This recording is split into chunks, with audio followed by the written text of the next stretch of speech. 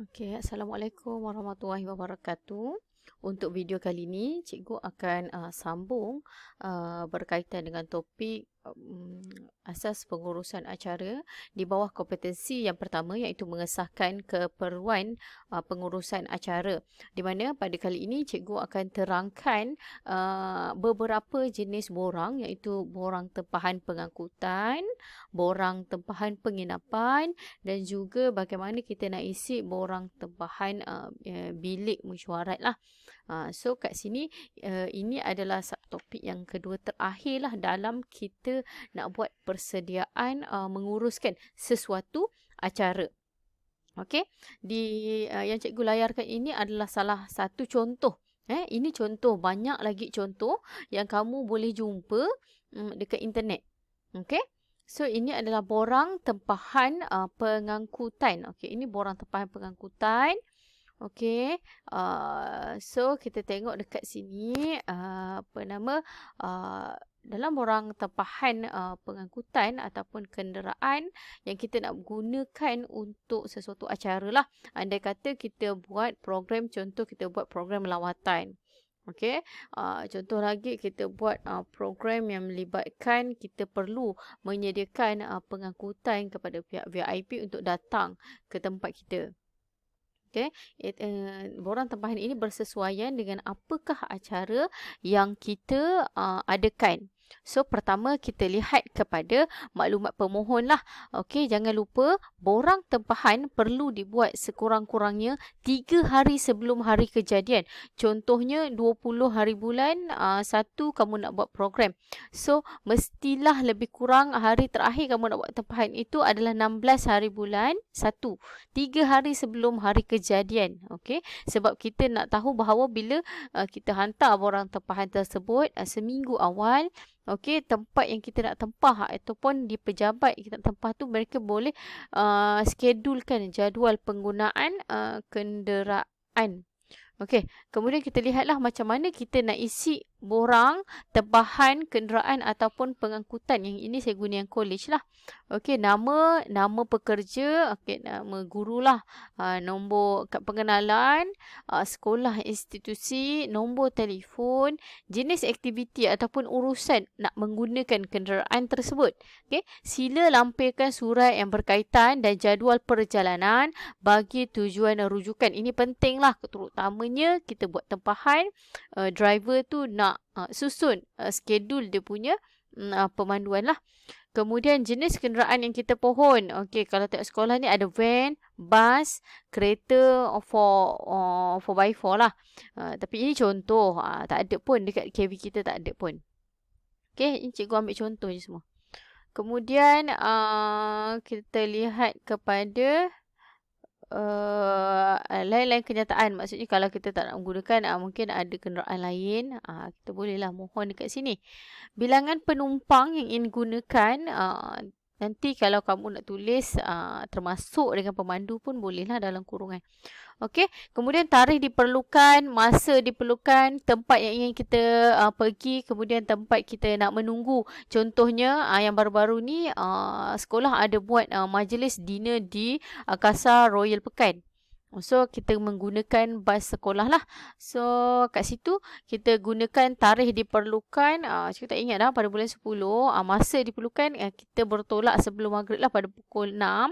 Sebab nak sampai ke pekan tu maghrib, masuk syap-syap maghrib, boleh sampai. Okey, tempat dituju Angkasa Royal Pekan, tempat menunggu di dataran Prime, KV SAS. Okey, biasa dalam borang mesti dia akan ada sediakan syarat permohonan lah. Kalau kita tengok kat sini, dia ada syarat lah. Syarat dia, borang permohonan adalah diisi dalam satu salinan. Salinan surat berkaitan aktiviti dan tentatif. Dan. Biasa 2 salinan lah, dua ni. Patutnya 2 salinan, satu kamu pegang, satu pihak pejabat lah yang pegang. Tentatif. Salah ejaan. Perjalanan hendaklah dilampirkan bersama dengan borang tersebut. Okey, permohonan adalah dikemukakan sekurang-kurangnya 5 hari bekerja dari tarikh diperlukan. Tengok pada ni 5 hari kalau cakap tadi tarikh selewat-lewatnya. Tapi dia depend kepada tempat yang kamu mohon. Kalau dia cakap 5 hari, 5 harilah. Dia bergantunglah. Semakin awal kamu tempah, semakin bagus. Okey, tapi jangan tempah terlalu awal. 2-3 bulan sebelum. Dia ikut pada program. Kalau program tu besar, mungkin dia tempah benda tu lebih awal. Okey.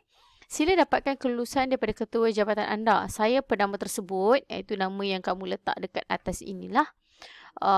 Di atas memperakui bahawa segala keterangan di atas adalah benar.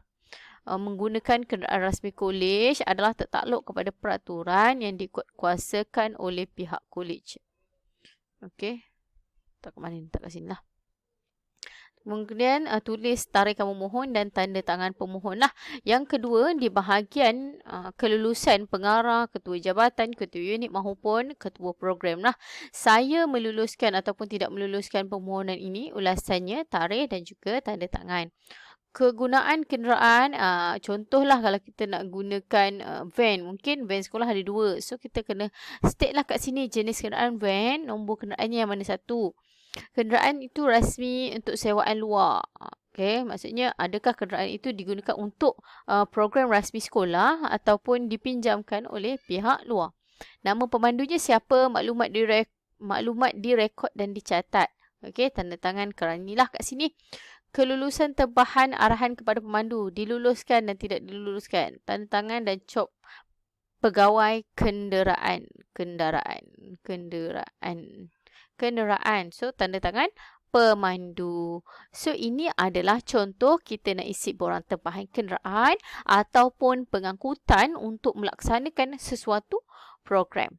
Okey, seterusnya kita lihat kepada borang tempahan ini bilik mesyuarat ataupun seminar. Okey, ini samalah kita gunakan contoh borang tempahan daripada KV kita sendiri. Ini logo lama, kita ada logo barulah. Okey, permohonan. Nama penempahnya siapa? Contoh Nur Haiza daripada Jabatan Pengurusan Perniagaan, nombor telefon dan juga nombor fax. Okey, keperluan tempahan. Kita nak tempah, kita nak perlukan apa? Contoh bilik mesyuarat 1, Dewan Seminar 1. Kita tengok kepada kapasiti. Macam mana kita nak tengok keperluan tempahan, macam mana kita nak tahu kat mana kita nak tempah. So, kita ikut pada kesesuaian jumlah pelajar kita lah. Okey, kemudian dekat sini dia tulis apa lagi ni? Tujuan mesyuarat, contohnya mesyuarat, kita tempah untuk mesyuarat acara bicara usahawan, contohlah. Kemudian tarikhnya bila, pengurusi mesyuarat ini siapa, masanya bila, bilangan ahli mesyuarat yang akan hadir. Okey, kemudian keperluan kelengkapan, kita perlukan apa untuk laksanakan mesyuarat tersebut. Maksudnya akan dipreparekan oleh bilik mesyuarat tersebut lah. Komputer riba, PS system, LCD dan juga jamuan makanan.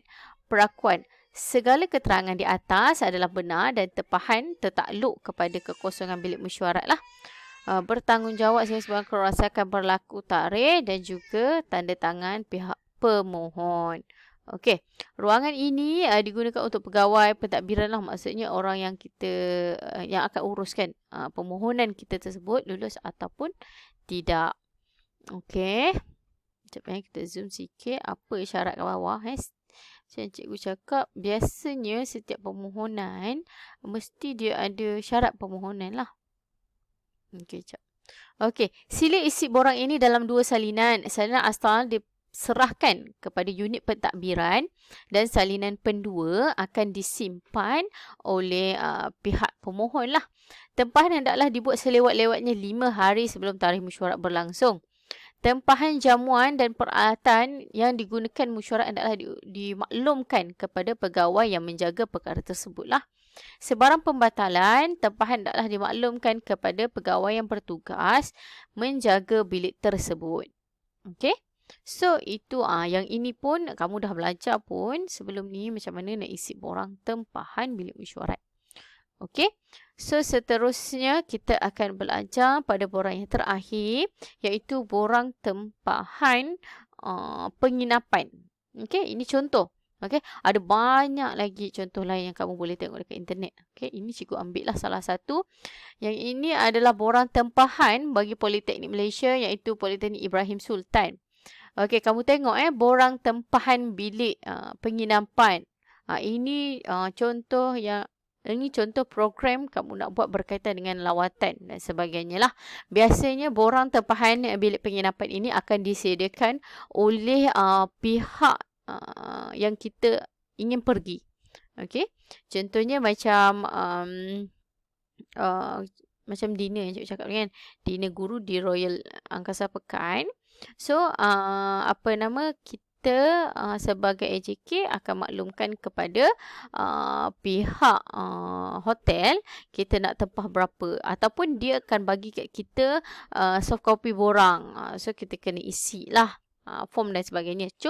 Esok. So, ini contoh borang tempahan bilik penginapan daripada Politeknik Ibrahim Sultan. So, nama penempahnya siapa, nombor telefon, nama penginap. Sebab mungkin biasanya ada penempahnya orang lain. Penginapnya orang lain. Okey. Contohlah macam cikgu tempahkan untuk kamu. Macam tu. So, nama penginapnya adalah kamulah. Nombor telefon penginapan, tarikh untuk kamu check in dan tarikh check out. Okey.